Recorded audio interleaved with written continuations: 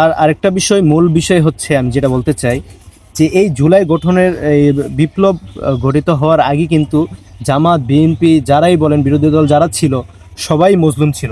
এবং এদেশের মুক্তিগামী যারাই ছিল সর্বদলের সর্বপ্রেশার কেউই যারা সত্য কথা হক কথা বলতে মাঠে হক কথা বলতো মাঠের ময়দানে, তারাও জুলুমের শিকার হয়েছে।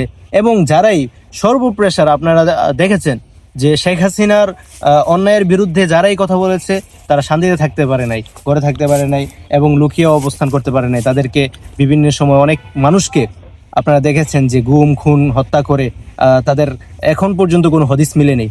সুতরাং এই জুলাইয়ের আগে কিন্তু বিরোধী দল যারা ছিল এবং যারাই সৎপথে চলেছে, হক কথা বলেছে, তাদের উপরে বিপদ এসেছে এই হাসিনার এই দরে।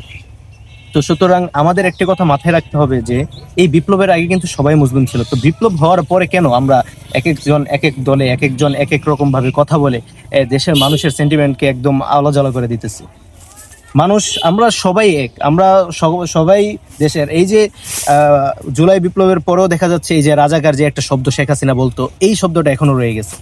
কেন আমরা বাংলাদেশে আমাদেরকে কেন আমাদের আরেক ভাইদেরকে আমরা রাজাকার বলবো? সুতরাং এই ধরনের বিভেদ আমরা নিজেদের ভিতরে না সৃষ্টি করে চলুন ঐক্যবদ্ধ হয়ে আগামী দেশটাকে গড়ি।